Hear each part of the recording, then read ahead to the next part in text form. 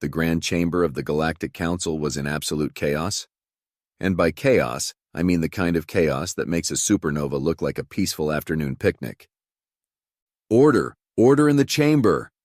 High Counselor Zena Starweaver's voice boomed through the magnificent hall, her crystalline form pulsing with stressed-out rainbow colors. I would have found it amusing if I wasn't busy calculating how many parsecs I'd need to put between myself and this impending disaster. Oh, pardon me. I should introduce myself. I'm Ambassador Klex Brightheart, representing the Luminarian Confederation, and currently watching the most powerful beings in the galaxy lose their collective minds. Why, you ask? Because someone went and did the one thing we've all been warned never ever to do. They killed a human. Not just any human, mind you.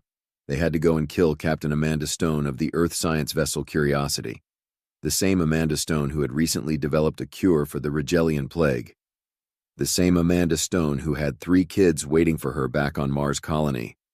The same Amanda Stone who was, by all accounts, one of the nicest representatives of her species you could hope to meet. The Crimson Nebula pirates claim it was an accident, squeaked Representative Blip from the Silicon Consciousness. Their holographic form flickered anxiously. They didn't know humans were what? Snapped Ambassador Trill Stardancer of the Celestial Accord, her bioluminescent tentacles writhing in agitation. Weren't the warning beacons we installed across every major trade route clear enough? Don't engage in hostile actions against human vessels. How much simpler could we make it? I leaned back in my hover seat, watching the diplomatic disaster unfold. The warning beacons had been my idea, actually. Not that anyone was giving me credit for trying to prevent this exact scenario. But here we were, watching the galaxy's most powerful civilizations squabbling like nestlings over the last nutrient pod. Perhaps, came the measured tones of Elder Quantum Thought Pattern 7 of the Machine Collective, we should discuss appropriate responses to the human reaction. A heavy silence fell over the chamber. Even the perpetually floating spores of the fungal consciousness stopped their gentle drift. "What reaction?" asked someone from the back. I didn't bother turning to look. I was too busy watching High Counselor Starweaver's crystalline form shift to a particularly worrying shade of deep purple. "According to our latest reports," she said, her voice unnaturally calm, "every human colony in the galaxy has gone silent. Every trade route they maintained has been suspended. Every diplomatic channel has been closed, except for one message." The central hologram activated, displaying a simple text communication in the human's primitive binary language. Diplomatic relations temporarily suspended pending proportional response to acts of piracy against Earth citizens. Normal operations will resume once justice has been served. "Proportional response?" chirped a representative from the Avian Leagues. "What does that mean?"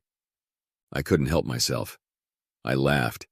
Every eye, optical sensor, and sensory appendage in the chamber turned toward me. "Oh, you poor, sweet summer nebulas," I said, wiping tears from my primary visual organs. "You really don't know much about human history, do you?" High Counselor Starweaver's crystal structure chimed ominously. "Ambassador Brightheart, if you have relevant information." "Relevant? Try crucial. While you've all been trading with humans, accepting their medical advances, and marveling at their, quote, primitive but charming technology, did any of you bother to study their military history?" The blank stares answered that question. I sighed, pulling up my own data display. The humans have a saying, "Mess with the bull, get the horns." Though in this case it's more like, mess with the species that perfected the art of warfare before they even left their own planet. Another silence, this one heavy with dawning comprehension. "Surely they wouldn't," began Blip. "Want to bet your silicon processors on that?" I asked. "Because the last time someone killed a human diplomat?" "Oh wait, this is the first time. Because everyone else was smart enough to read the warning labels." As if on cue, the chamber's emergency alerts began blaring. The central hologram shifted to a tactical display showing a massive fleet of ships emerging from Earth's space. Ships that looked nothing like the peaceful vessels we were used to seeing from humans. Ships that made our most advanced warships look like children's toys. "Well," I said, settling back to watch the show, I hope those pirates enjoyed their little moment of victory, because they're about to learn why humans put warning labels on everything. The Galactic Council chamber erupted into chaos again, and this time, not even High Counselor Starweaver tried to restore order. We all just sat there, watching as humanity prepared to teach the galaxy a lesson about consequences. And I just smiled, knowing I'd have the best seat in the house for what promised to be the most entertaining diplomatic crisis in recent galactic history. Sometimes being right is its own reward, especially when you can watch everyone else realize just how wrong they were. Let me take you back to the moment everything went wrong. Not that I was there personally. I value my molecular structure far too much for that kind of excitement. But thanks to the black box recordings recovered from the Curiosity, we all got to watch this disaster unfold in stunning clarity. The Crimson Nebula pirates, led by the notoriously arrogant Captain Rax Bloodfang, now there's a name that tries too hard, had been tracking the Curiosity for 3 standard cycles. They'd watched as the research vessel collected samples from the gas giants in the Proxima sector, conducted their quaint little experiments, and generally went about their business with what Rax later described as adorable primitive efficiency. The attack itself was textbook piracy, if your textbook was written by an overconfident fool. The pirates' flagship, the Eternal Shadow, again with the names, dropped out of hyperspace alongside 2 support vessels, surrounding the Curiosity like predators cornering prey. "Attention, Earth vessel," Rax had broadcasted, his mandibles clicking with barely contained glee. "This is Captain Rax Bloodfang of the Crimson Nebula Fleet. Prepare to be boarded. Any resistance will be met with unfortunate consequences."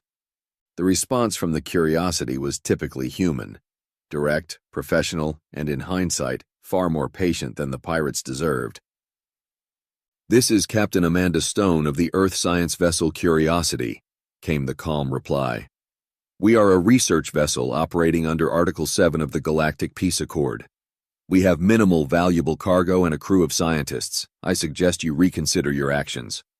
The pirates, demonstrating all the wisdom of a carbon-based life form trying to photosynthesize, laughed.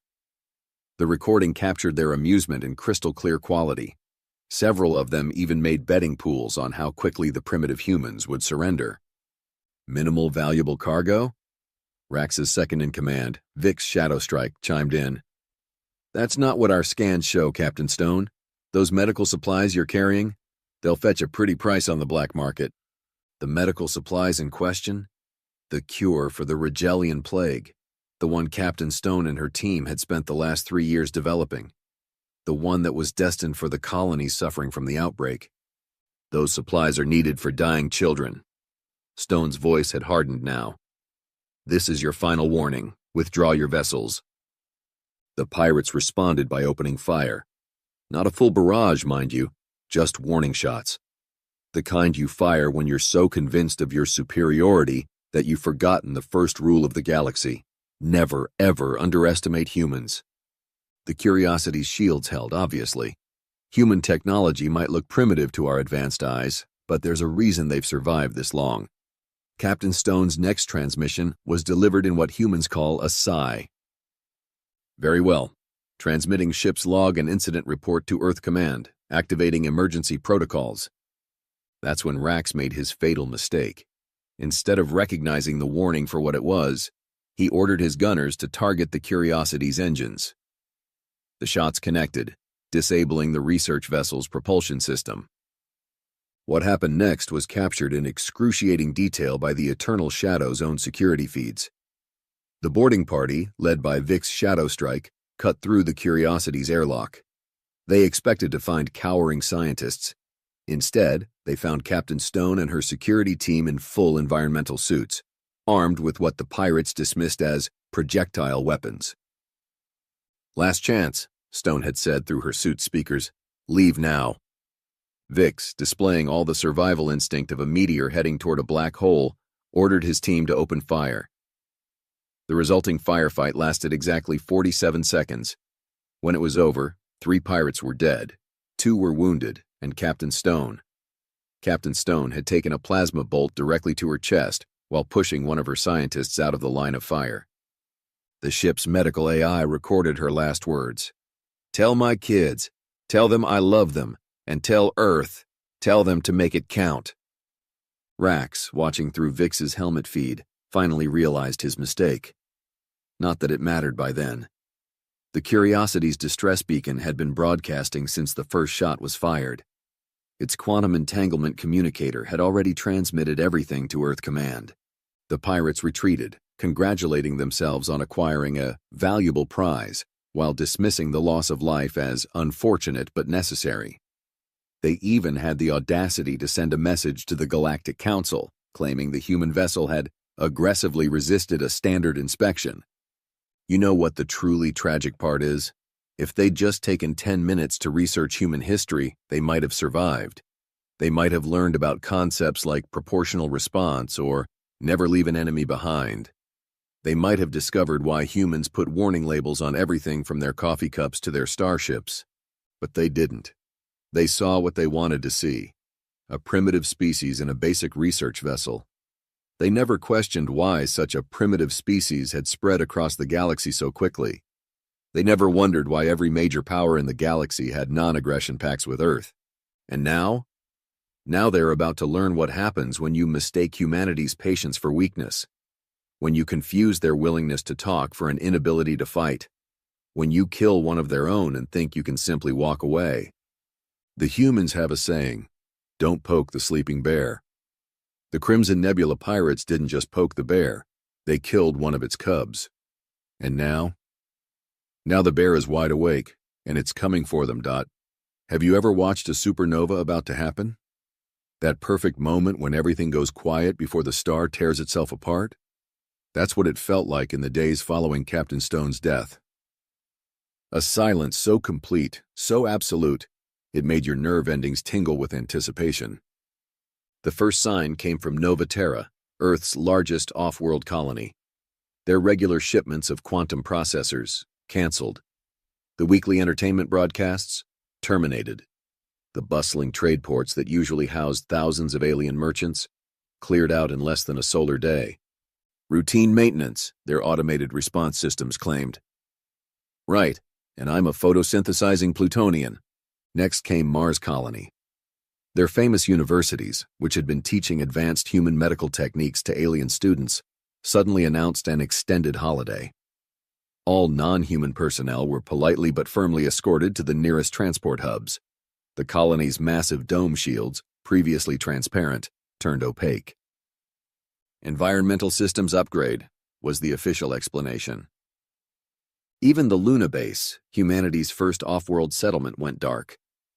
The massive tourist attractions that usually drew millions of visitors closed.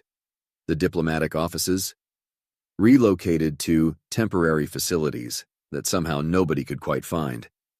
I watched from my office in the Galactic Council's Tower of Harmony as the reports flooded in. Trade vessels reported human ships quietly departing their regular routes. Monitoring stations noted increased activity around Earth's military installations. The humans were moving pieces on the board, but nobody could see the full picture. "They're running scared," suggested diplomat Zorax of the Silicon Consciousness during one of our emergency sessions. "Withdrawing to protect themselves from further attacks." I had to bite my secondary mandible to keep from laughing. Tell me, esteemed colleague, when you scan human entertainment broadcasts, do you ever watch their nature documentaries? Their what? You know those fascinating videos where they study their planet's predators? There's this wonderful creature called a tiger. When it hunts, it doesn't charge in roaring. It goes quiet. It goes still. And then... The implications made Zorax's crystalline structure vibrate with discomfort. Our long-range sensors started picking up unusual energy signatures from the Sol system, the kind of energy signatures that suggested large-scale fleet movements. But every time we sent diplomatic inquiries, we received the same polite, pre-recorded message. "Earth thanks you for your concern. Normal operations will resume once current security matters are resolved." Then came the really strange part. Human civilians, usually found throughout the galaxy as traders, teachers, and tourists, began quietly booking passage back to Earth-controlled space. Not all at once, mind you. That would have been too obvious. just a steady trickle like water flowing uphill before a tsunami. The Merchants Guild reported that humans were liquidating their off-world assets at suspiciously reasonable prices. Academic institutions noted that human researchers were submitting their final papers and concluding their experiments ahead of schedule. Entertainment venues reported that human performers were canceling their upcoming shows, citing family emergencies. "Perhaps we should send a delegation," suggested Ambassador Trill Stardancer during one particularly tense council session. "Show our support for their loss?" "Oh yes," I replied, watching the latest sensor readings from Earth's military shipyards. "I'm sure they'd love a bunch of diplomats dropping by right now, just like how a plasma storm loves a radiation leak." The Galactic Council, in its infinite wisdom, decided to wait and see. After all, what could one species do? Humans were still considered relatively new to the galactic stage. Their technology, while impressive in certain areas, was thought to be centuries behind the major powers. That's when our deep space monitors picked up something interesting. The humans' orbital shipyards, previously used for building research vessels and cargo ships, had gone into overdrive. Power consumption had tripled, raw material shipments had quadrupled. And the energy signatures, well, let's just say they weren't building more science vessels. "How are they doing this so quickly?" demanded High Counselor Starweaver during an emergency briefing. "Their industrial capacity was never—" "Never what?" I interrupted. "Never measured? Never accurately assessed? Did anyone ever actually verify what the humans were capable of? Or did we all just assume that because they were polite, because they focused on trade and research, they couldn't build warships?" The silence that followed was deafening, and through it all the Crimson Nebula pirates continued their operations, boasting about their victory over the primitive human vessel. They even started advertising the stolen medical supplies, apparently unaware or unconcerned about the storm they had awakened. But I knew. I'd studied human history. I'd read about their wars, their strategies, their capacity for both mercy and ruthless efficiency. This silence wasn't the quiet of fear. This was the quiet of purpose, of preparation, of a species that had perfected the art of war long before they reached the stars. The humans weren't retreating. They were positioning their pieces. They weren't hiding. They were hunting. And soon, very soon, the galaxy was going to learn why every human vehicle, every human product, every human installation came with those famous warning labels. As I sat in my office, watching another group of human civilians quietly board a transport back to Earth space, I couldn't help but smile. The storm was coming, and when it broke, it was going to be spectacular. The first strike came without warning. Well, technically there were plenty of warnings, but nobody was smart enough to read them properly. The Crimson Nebula pirates' primary base on Xerxes 7? Gone. Not destroyed, not bombarded, just gone. As if someone had reached down and plucked it from the surface of the planet. The council chambers erupted into chaos when the news arrived. I watched as the supposedly advanced species around me lost their collective minds trying to understand what had happened. "Impossible," screeched Representative Blip. "Our sensors showed no approaching ships, no energy signatures, no warning." "No warning," I laughed, pulling up the human's original message on my datapad. "What exactly did you think proportional response meant? A strongly worded letter?" That's when General Marcus Chen of the Earth Defense Force decided to make things interesting. His hologram appeared in every major government facility across the galaxy simultaneously, not just in the designated communication areas, but everywhere. The fact that he could override our most sophisticated security systems like they were children's toys should have been our second warning. "Greetings," he said, looking every bit the professional soldier in his black uniform. "I'm here to announce that Earth has begun operations to address recent acts of piracy against our citizens. We appreciate your cooperation in staying clear of designated combat zones." "Combat zones?" Ambassador Trill Stardancer's tentacles twisted in confusion. "What combat zones?"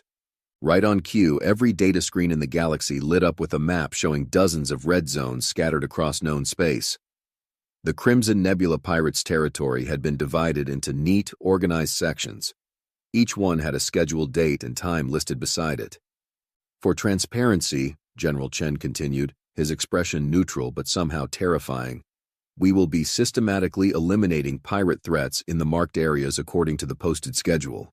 Any non-hostile vessels are advised to maintain a minimum safe distance of 2 light-years from these zones during operations." The council watched in stunned silence as the first recording from Xerxes 7 played. A human vessel, completely unlike their usual designs, had simply appeared in orbit. No hyperspace window, no warning. It just was there. The ship was angular, painted in some material that seemed to drink in light, and bristling with weapons that our sensors couldn't even begin to categorize. "That's not possible," whispered Techmaster Prime of the Silicon Consciousness. "Their stealth technology was assessed at level 2. This is at least level 8. Funny thing about humans, I mused, watching as more footage poured in. They tend to keep their best toys hidden until they need them. The next few hours were a masterclass in military precision. Right on schedule, at the exact times listed, human ships would appear near pirate installations. Some bases surrendered immediately. Those pirates got to keep their molecules arranged in their preferred configuration. The ones who resisted? Well, let's just say the cleanup crews are still trying to figure out what happened to them. "But their weapons," protested Ambassador Quantum Thought Pattern 7. "The energy readings are off the charts. They're using technology that shouldn't exist." I couldn't help myself. Shouldn't exist, or shouldn't exist in human hands? Because I'm starting to think we made some rather dangerous assumptions about our friends from Earth. The humans' ground forces were even more impressive. Teams of soldiers in powered armor that made our best combat suits look like leisure wear. They moved with impossible speed, their weapons cutting through the pirates' most advanced shields like they weren't even there. One particular team, led by Commander Blake Rodriguez, became something of a legend within hours. Surveillance footage showed them infiltrating a pirate stronghold on Nebula's Edge, a facility that had repelled full military assaults from 3 different species. Time elapsed from insertion to total control, 6 minutes and 23 seconds. "This can't be right," muttered High Counselor Starweaver, her crystalline form flickering with distress. "The humans. They were peaceful. They were focused on science and exploration." "They were peaceful," I corrected, "because they chose to be. Kind of like how a fusion reactor is peaceful until you remove the containment fields." Director Nina Patel of Earth Intelligence made that point crystal clear in her only public statement. For those wondering about our sudden military capability, I should point out that Earth has been at peace, not because we couldn't fight, but because we preferred not to. Recent events have necessitated a change in policy. The pirates learned this lesson the hard way. Those who surrendered were treated humanely, processed through proper legal channels, and imprisoned according to galactic law. Those who resisted? They got to experience firsthand why humans had so many warnings about themselves. By the end of the first day, 30% of the Crimson Nebula's operations had been neutralized.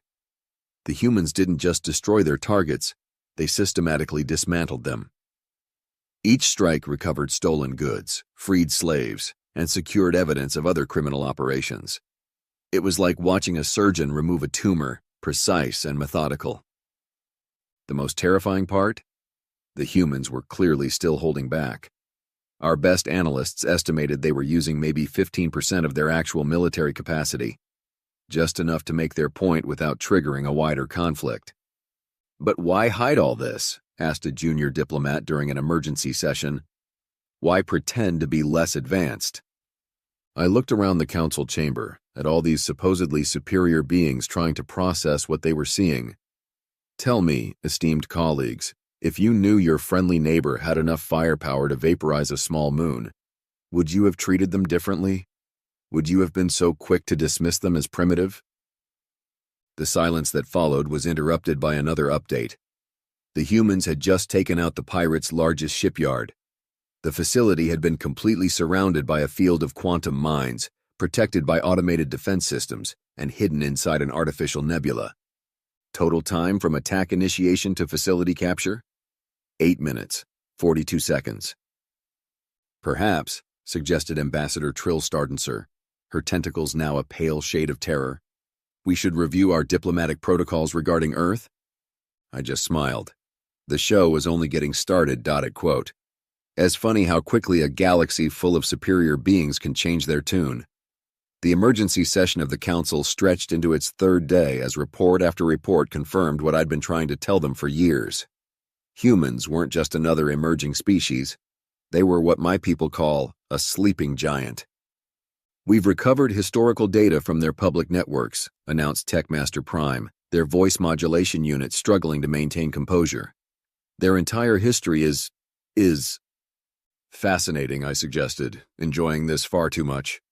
A comprehensive catalog of increasingly creative ways to break things?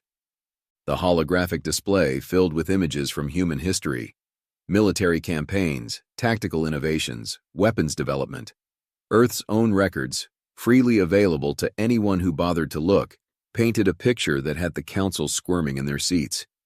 Before they even developed powered flight, continued Techmaster Prime, they had weapons that could level cities. Before they reached their moon, they had bombs that could crack continents. And now we know what they've been doing while we were all patting ourselves on various appendages for being so advanced, I finished. They didn't stop developing weapons when they reached the stars. They just got quieter about it. The data continued to pour in. Those quaint human research vessels? Turns out they could convert to combat configuration in under 3 minutes. The peaceful trading posts? Hidden military bases with enough firepower to hold off a planetary invasion. Even their civilian ships had weapon systems that made our military vessels look like toys. But they helped us, protested Ambassador Trill Stardancer. They cured diseases, helped with terraforming, shared their art and culture. Yes, I said, pulling up another data file. Just like they helped the pirates understand the concept of proportional response. Speaking of which, the central display showed the latest casualty figures. In just 3 days, the humans had disabled or destroyed 70% of the Crimson Nebula's infrastructure. Not through overwhelming force or brutal conquest, but through surgical strikes so precise they could take out a pirate base without disturbing the civilian settlement next door. Their targeting systems alone are centuries ahead of our best technology, muttered Quantum Thought Pattern 7. How did we miss this? Because, came a new voice, you saw what you expected to see. Director Nina Patel's hologram appeared in the center of the chamber. Unlike General Chen's military precision or Commander Rodriguez's battlefield prowess, she carried herself with the calm assurance of someone who had never needed to raise their voice to be heard. Humanity chose peace, she continued, because we learned the hard way that war only brings more war. We developed our military not because we wanted to use it, but because we never wanted to be vulnerable again. You didn't see our weapons because we hoped we'd never need them. The council chamber was silent as her words sank in. These primitives, these newcomers to the galactic stage, had outmaneuvered us all, not through deception, but through radical honesty hidden in plain sight. Your warning beacons, High Counselor Starweaver addressed me directly. You knew? I read their history. I shrugged all 4 shoulders. The humans have a concept called deterrence. The best way to avoid a fight is to make sure everyone knows exactly how bad an idea it would be to start one. Director Patel's hologram nodded. We gave you all the information. Our public databases contained our full military history. Our ships carried warning labels listing combat capabilities. We even filed impact assessments for our weapon systems with the Council's Safety Committee. Filed under non-critical technological developments, groaned Techmaster Prime. Nobody reads those. We do, said Patel. Every single report from every species, because information is the best defense. And now, thanks to some rather unwise pirates, the galaxy is learning why we take information so seriously. The display shifted to live footage of another pirate base being systematically dismantled by human forces. Their ships moved like dancers in a deadly ballet, their ground forces operated with impossible precision, and their technological superiority was no longer in question. But what happens when this is over? Asked Ambassador Quantum Thought Pattern 7. What happens when the pirates are gone?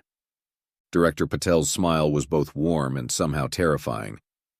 Then we go back to being exactly what we were before. Peaceful explorers, traders, and scientists? Because that's who we choose to be. But now, everyone knows what happens when that choice is taken from us. As her hologram faded, I looked around at my fellow council members. The supposedly advanced species who had dismissed humans as primitive because they focused on medicine instead of weapons, trade instead of conquest, cooperation instead of competition. Well, I said, standing to address the council, I believe this concludes my long-standing petition to upgrade humanity's technological classification. Unless anyone still thinks they're a Level 3 civilization. The motion passed unanimously. Sometimes the best education comes from watching someone else learn a very expensive lesson. And the Crimson Nebula pirates? They were paying full tuition for the galaxy's crash course in human nature. Have you ever watched a pack of wolves hunt? The way they coordinate without speaking, the way they move with purpose, the way they never, ever give up once they have the scent. Now multiply that by a few thousand light years, add in technology that makes our best systems look like children's toys, and you'll begin to understand what happened next. The remaining Crimson Nebula pirates did what any sensible beings would do when faced with an angry human military. They ran. They scattered across the galaxy, hiding in asteroid fields, ducking into nebulas, bribing their way into supposedly secure facilities. It didn't help. Target location confirmed, announced Commander Rodriguez during one of his routine updates to the Council. Pirates designation Beta 7 through Beta 12 neutralized. Moving to next sector. Neutralized, squeaked Representative Blip. But they were hiding in a quantum-shielded bunker inside a gas giant. Our sensors couldn't even detect them. Yes, Rodriguez replied with a smile that could freeze plasma. That's what they thought too. The humans had started using something they called hunter-killer teams, small groups of special forces operatives in powered armor that could outmaneuver our fastest ships. They moved like shadows between stars, appeared out of nowhere, and disappeared just as quickly. I watched the footage from their helmet cams during a classified briefing. The way they breached hulls, bypassed security systems, and neutralized targets would have been beautiful if it wasn't so terrifying.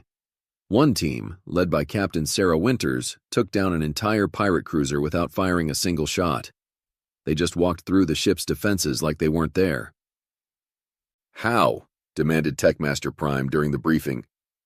How are they penetrating our best stealth systems? Oh, that's the fun part, I said, pulling up the technical specifications the humans had just declassified.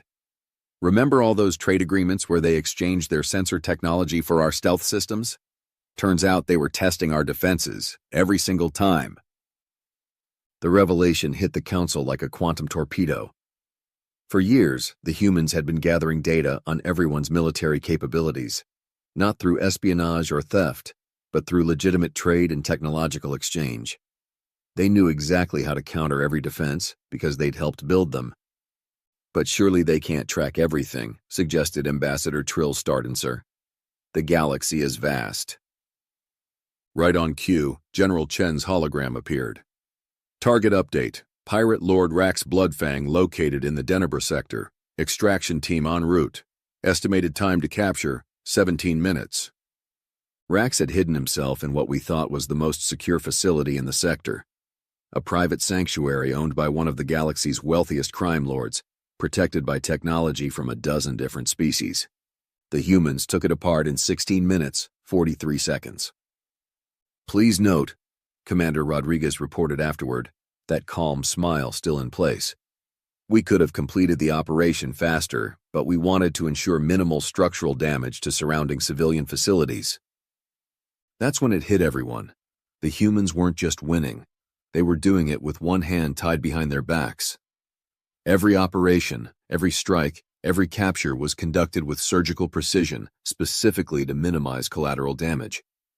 These are just our peacekeeping forces, Director Patel mentioned casually during a debriefing. Standard containment and neutralization protocols. The silence that followed that statement was deafening. If these were peacekeeping forces, what did their actual military units look like? Nobody wanted to ask. The last major pirate stronghold fell 7 days after the campaign began. The humans breached its quantum-shifted defenses, bypassed its time dilation fields, and disabled its reality anchor generators in under an hour. The pirates didn't even have time to send a distress signal. "Target location acquired," announced Captain Winters over the general frequency. "Permission to demonstrate new containment protocols." We watched in stunned silence as a single human ship, smaller than a standard cruiser, simply reached out and folded space. The entire pirate base, along with its defensive fleet, found itself neatly deposited in a holding area near Earth's military headquarters. "Space folding technology?" Techmaster Prime's voice actually cracked. "They've mastered space folding?" "Oh no," I corrected, reading the technical brief that had just been shared. "That's just their transport system. You should see what their weapons can do." Actually, no, you really shouldn't. Some things are better left to the imagination. As the last of the pirates were rounded up, the galaxy got one final lesson in human efficiency. Every single stolen item was cataloged, every victim was identified, and every criminal was processed through proper legal channels. The humans didn't just win, they did it by the book. A book that we were all starting to realize they had written themselves while we weren't paying attention. The Galactic Council's new guidelines regarding human interaction were, shall we say, rather pointed. Gone were the patronizing regulations about helping the developing species. In their place, a simple 3-point directive. First, all warning labels on human vessels, installations, and products are to be taken literally. Second, any aggressive action against human citizens will be considered an act of war against Earth. Third, never ever assume humans are showing you their full capabilities. "Isn't this being a bit dramatic?" asked a newly appointed diplomat during the final ratification. The poor thing hadn't been around for the excitement. "Computer," I said, "please display footage from Operation Cleanup, timestamp 37. The hologram showed a human corvette, a ship smaller than most luxury yachts, casually towing an entire space station through a fold in reality. The diplomat quietly withdrew their objection. The pirates? Most of them survived, thanks to humanity's irritating insistence on following proper legal procedures. Captain Amanda Stone's children received personal apologies from the captured pirates, along with full compensation from their seized assets. The medical supplies were recovered and distributed to the colonies that needed them. And Earth? They went right back to being helpful neighbors. Their ships resumed their research missions, their colonies reopened for trade, and their citizens returned to spreading their culture and technology across the stars. The only difference was now everyone understood why their ships carried warning labels. "Business as usual," announced Director Patel during the final press conference. "Though we do hope this has been an educational experience for everyone involved." The education certainly stuck. These days, even the most aggressive species give human ships a wide berth. Funny how watching someone fold space like origami can affect diplomatic relations. As for me, I got promoted. Apparently being the only ambassador who actually read human history makes you something of an expert. The council even created a new position, Special Advisor on Human Affairs. My first piece of advice? When a species puts warning labels on their coffee cups saying the contents are hot enough to cause injury, maybe, just maybe, you should pay attention to the warnings on their warships too.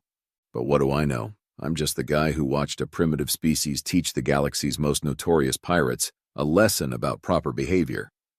A lesson that, I'm happy to report, has been very thoroughly learned. Now, if you'll excuse me, I have a meeting with the Human Diplomatic Corps.